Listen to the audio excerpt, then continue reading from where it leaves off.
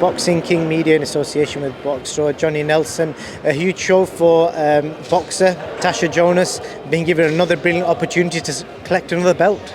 You know what? First of all, let me say you are doing an amazing job, and I see you getting bigger, better. You're probably one of the most respected ones out of all of them that come here because you say how it is. So I've got to give you props for that. Back to today, the show on Saturday night. Can I just say I really appreciate that? That's cool, mate. Because say what you see. Back to show Saturday night. I think Natasha's got a tough job on her hands. You look on paper, you look at this, you think, wow, the only loss on Decaire's record is to Clarissa. Look at the fight on YouTube, and she gave Clarissa a good run from one. She didn't go in there and get beat up. She's naturally the bigger of the two. Being IBF champion twice already. She's hungry, comes confident. Look how she was dressed today. It's business. She's thinking, I've done my bit. And I think it's a good fight. I think Natasha, success breeds success. She knows there's a carrot hanging there. The likes of Clarissa's talking about dropping down and coming back to the UK to fight her if she wins.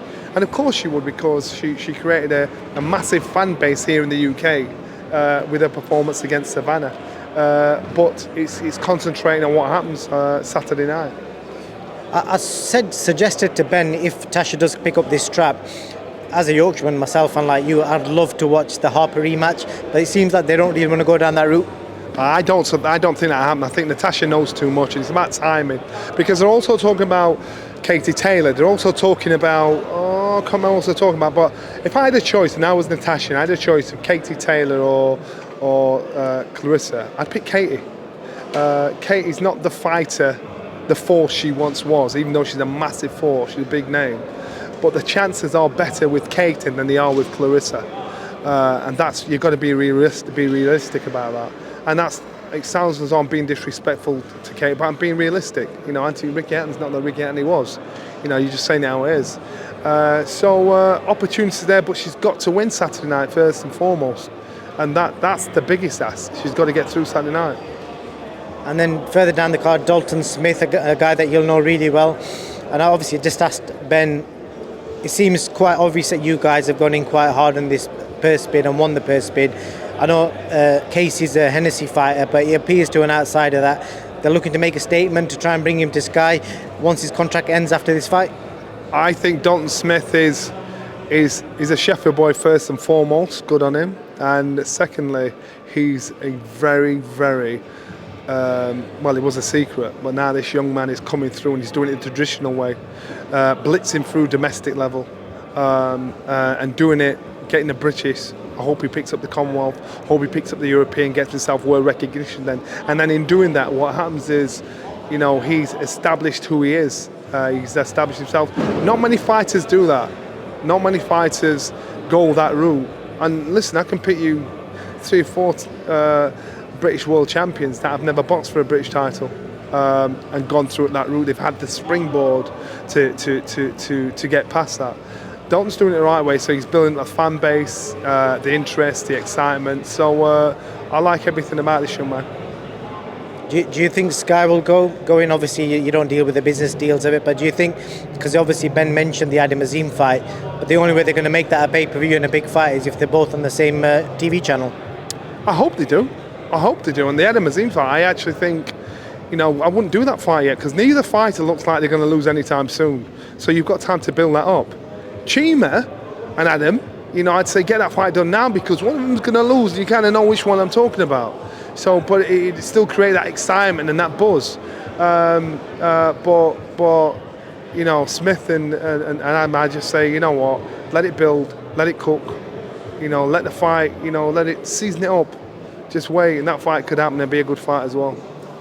Fraser Clark, and I've asked everyone the same question, because obviously I know the answer and you know the answer, but in your words, explain to the casual boxing fans who are watching this, why does an elite amateur, an Olympic bronze medalist, take in Sokolowski, who's got 26 losses, as a first real test? Because Sokolowski is he's a tough journeyman. And so you can go in there and blow people out, such as like, you know, even Fraser was complaining about his last opponent. But you can go in there with journeymen that know their way around the professional ring. And if you haven't got your wits about you, you can get pickpocketed and embarrassed by these fighters. So on paper, you look at it, you think, you know what? But Fraser knows he's at an age, he's at a stage in his life where he's done everything. He's sparred with the best. He's been in the gym with the best. You know, he's boxed the best as an amateur. So in doing that, he knows I've got to make some moves and make them quick because time's ticking away. So I don't want to even play about holding man up. Get rid of him. Do your rounds in sparring. Get rid of them. Get people talking.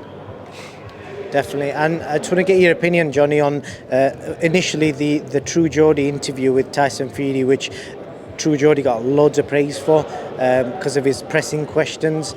But some people feel like he turned it into a debate rather than an interview. What's your views on that initial interview? The problem is this, and it always sounds like I'm digging at Tyson Fury. I'm not. He's the best heavyweight in the world. I rate him. The problem is, you know, when guys are interviewing him, they bottle it. They're too scared to ask questions in case he won't give him an interview again, in case he barks at them. They bottle it. So therefore, you know, True Geordie, what he did was he asked questions. He thought, you're bottling it. I'm asking a question. If you don't answer it, don't answer it. But most people, they bottle it. They don't want to ask the question in case they can't get an interview with him down the line, or in case he barks at them when the camera's off or whatever. And so what True Geordie did was he did what any journalist should do, and ask the questions, have some bollocks, and ask the questions.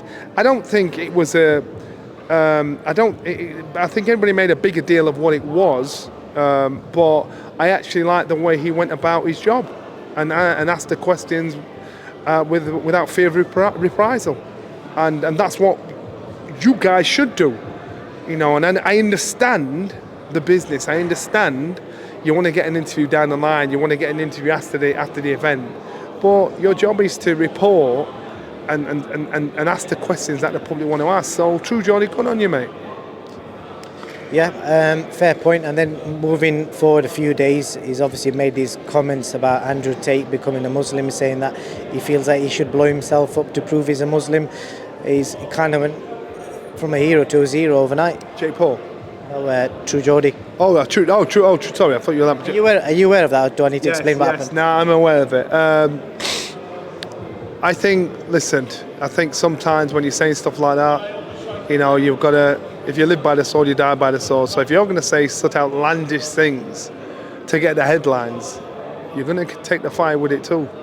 So you've got to be careful when you're saying shit like that. You've got to be careful, and joke or no joke, you know, sometimes you got to check yourself, because if you do, you will wreck yourself. You will ruin any good work you've done and any any respect you've done with anybody. And last question, Johnny, have you seen the news about a documentary that's getting made on Prince Naseem Hamed? You excited for that? And do you think there's any interesting stories that may come out in that you could probably share with us now? I've done a couple of interviews for the documentary, so I know it exists. And I did tell the makers, just remember, if this documentary is dependent on Naz giving it the yes or the no, be prepared to get a no. So if you're going to make this documentary independent of him and use what you can, and if he graces you with him attributing something to it, that's great, that's brilliant. But I know Naz, so unless he's making it, don't put your house on all this thing, everything going through, unless these film documentary makers are saying we're going to make it with or without your input. And if people are true, I think, listen, I was there, I seen Naz. This guy, he put the UK on the map. He was the best fighter worldwide that put us on the map. Show business, fight style, punch power, bottle, you know, showman. He was a whole package, you know, and he did it all. And so you've got to give him that. And if that's what it's all about, that's what you're going to get. If that's what they want. But if you're asking anything outside of boxing, that's when you've got a different kettle of fish. So what I'm saying to you is, if they do their job and talk boxing, you're going to get an amazing documentary. If that's what you're going to concentrate on. Any short story you could share with us from your personal experience with Naz? I bet there's loads, but any short one that you can remember? No, all I can remember is saying something like, I can remember I was in the gym And Brendan was preaching to us as per usual. And Naz said to Brendan, you're brainwashing us. So we're like, shit. It's like, I suppose it's what these guys here in Manchester like answering Alex Ferguson back. And Brendan said, correct. I'm positively brainwashing you. Good shot, Brett. And then Brendan was like, he was telling us about all the money we spent on clothes and suits and stuff like that. Alma used to dress Brendan, so she'd buy his suits, his shirts, his shoes. Naz, it was that time, getting some dough in. And so Naz said, Brendan, how can you tell us about what we're wearing? Your suit cost 800 quid, that shirt cost blah, blah. And Brendan could not believe, what? Disappeared, came out of the gym, came back with this old mohair. You guys, you won't remember what mohair jump and his dirty tracksuit bottom and boots on. And it was, listen, they were the best day. We had some great days. And I don't know if he's speaking out of term. I always said to Brendan, has money changed, Naz? And Brendan said, no, money just magnifies who you are. And listen, I hope the documentary, does boxing proud, because it should do. Because no matter what you say, I think Naz was a brilliant fighter. I will never ever knock that. Johnny, on that note, I really appreciate your time. Thank you. Sweet.